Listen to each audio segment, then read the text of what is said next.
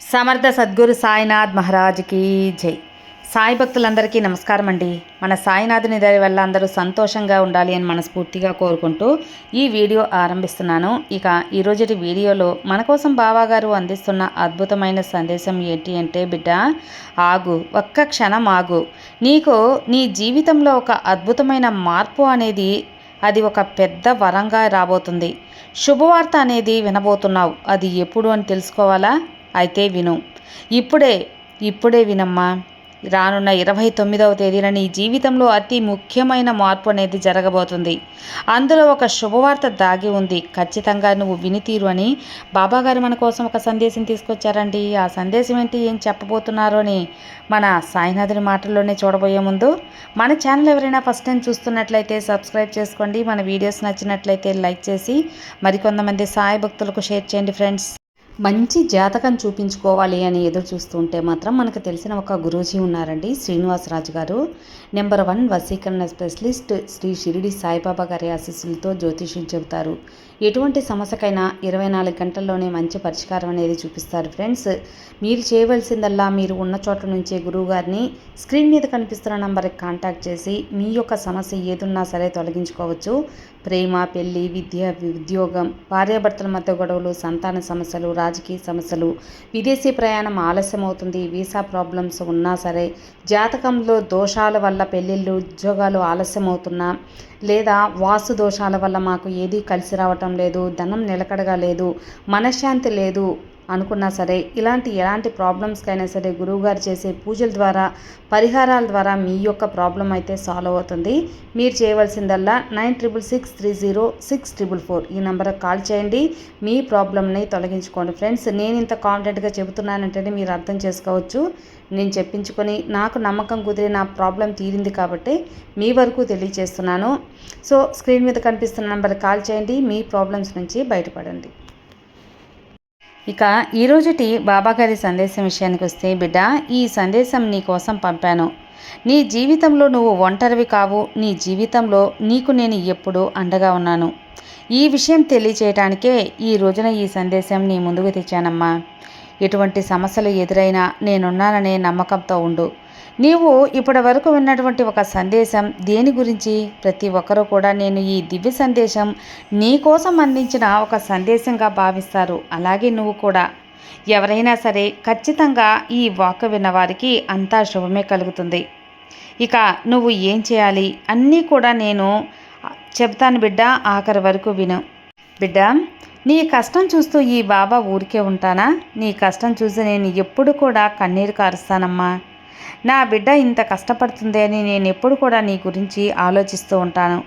ఇప్పుడు ఈ బాబా వాకు నువ్వు వింటున్నావంటే అంతా నీ మంచి కోసమే. నా అనుగ్రహం నీకు ఉంది. నేను చూస్తూనే ఉన్నాను. నువ్వు నీ క్షేమం కోరే ఈ తండ్రి నేను ఇప్పుడు నువ్వు తప్పుదారి పట్టకుండా నన్ను నమ్మావనే ఈ సందేశం అందిస్తున్నాను. బిడ్డ, ఏ రోజైనా సరే నీ జీవితంలో ఒక రక్షణ అనేది కావాలి. ఒక రక్షణ కవచంలో మారి నిన్ను ఎప్పుడూ కాపాడుతూ ఉంటాను. ఈరోజు నేను చెప్పే మాటలు ఆఖరి క్షణం ఎంతో నిశ్శబ్దంగా ప్రతి పదాన్ని నువ్వు మనసుతో విను. నీ దగ్గర ఉన్నటువంటి మాయాజాలం ఏంటో తెలుసా? కొంతమంది వ్యక్తులు కపట బుద్ధితో నిన్ను ఎలాగైనా నాశనం చేయాలని చెప్పి చూస్తున్నారు. ఈ మాటలు నీ మనసుకి హత్తుకొని నీలో ఒక కొత్త ధైర్యాన్ని నింపేలా చేస్తాయి. ప్రియమైన బిడ్డ, నీవు ఎంతో సాత్వికమైనటువంటి గుణం కలిగిన వారివి. పరుల కష్టం చూసి కరిగిపోయేవానివి. నీది అందరినీ కూడా నీలాగా నిష్కలమైన మనసు ఉంటుందని అనుకోవద్దు. నీలాగే నిజాయితీ పరులుగా ఉంటారని అనుకోవద్దు. నువ్వు అలా అనుకునే మోసపోతున్నావు. 1 కాదు 2 కాదు, ఎన్నోసార్లు మోసగించబడ్డావు కదా.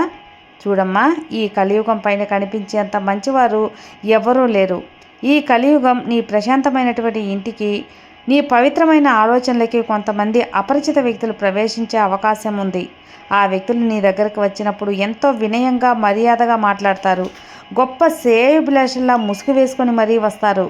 ఎంతో కాలంగా నీకు తెలిసినటువంటి ఆత్మీయులుగా నటించి నీ నమ్మకాన్ని వారు పొందే ప్రయత్నం చేస్తారు. కానీ వారి మధురమైన మాటల వెనుక, వారి చూపుల వెనుక ఒక తెలియని స్వార్థం, లోతైనటువంటి కపటం దాగి ఉంది. ఆ మాయను నువ్వు లొంగిపోకు, పసిగట్టు. నీ ఇంటి గడప దాటించి వారిని లోపలికి ఏమాత్రం ఆహ్వానించవద్దు. తల్లి, నీకు నేనున్నాను. నీకు ఎప్పుడూ నేను అండగా ఉంటాను. నీ యొక్క ఇంట్లో సుఖశాంతులతో నేను నీ ఇంటిని కాపాడుకుంటానమ్మా. కష్టపడి నిర్మించుకున్నటువంటి ప్రశాంతతని ఎన్నో రకాలుగా చాలామంది నాశనం చేయాలని ఉన్నారు, కానీ అది నేను జరగనివ్వను. నీవు ప్రతి జీవిలోనూ దైవత్వాన్ని వెతుకుతావు. అది నీలో ఉన్న గొప్ప సంస్కారానికి నాంది. ఆ దైవత్వం వెతుకుతావు, కానీ అది అందరిలో దొరకదు కదా. కాబట్టి ఇలాంటి వారి పట్ల నువ్వు కొంచెం అప్రమత్తంగానే ఉండాలి. ఆత్మీయతలో ఎన్నో మార్పులు వస్తాయి. అందరూ నీలా మంచివారు ఉండరు, చెడ్డవారు కూడా ఉంటారు. ఏ వ్యక్తులైనా నువ్వు గౌరవం ఇవ్వచ్చు, కానీ నీ మనసులో ఉన్న లోతులోకి నీ ఇంట్లో రహస్యాలను మాత్రం చెప్పకు.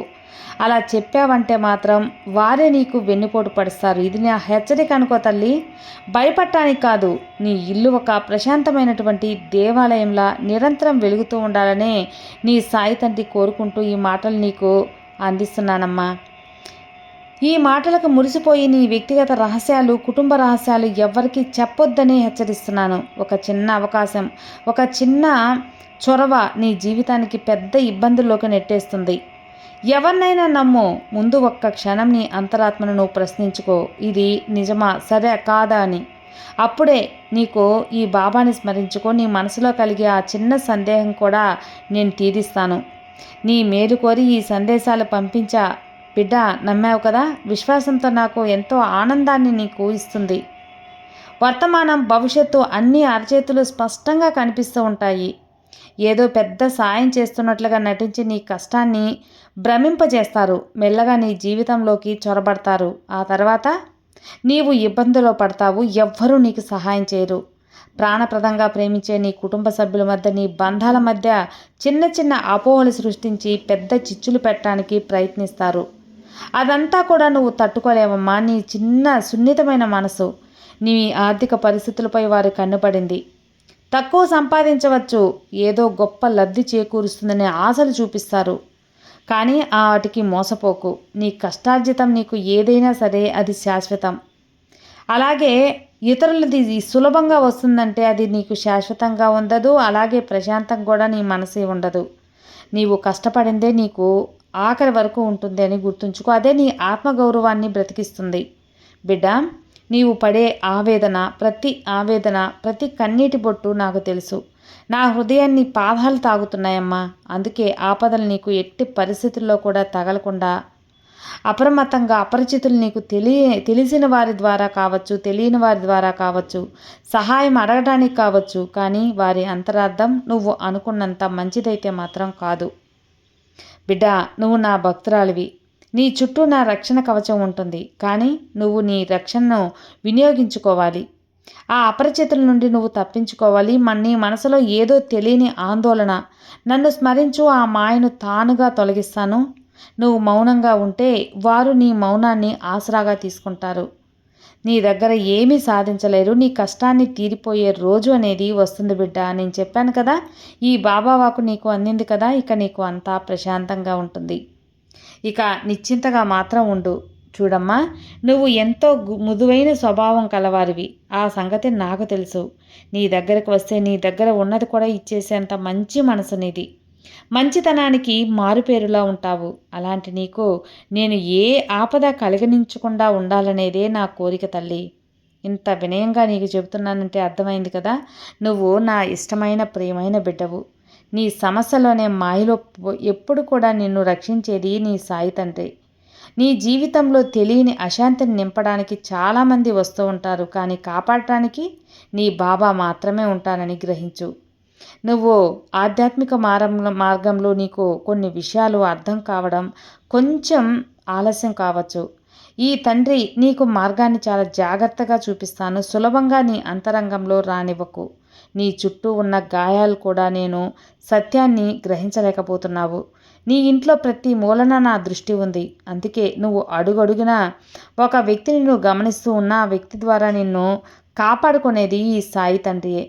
అవును తల్లి, నీకు ఏది కూడా ఖచ్చితంగా మంచే జరిగేలా నీ జీవితాన్ని ఒక మాయ నుంచి తొలగించి మంచి దారిలో పడేలా నేను చేస్తాను.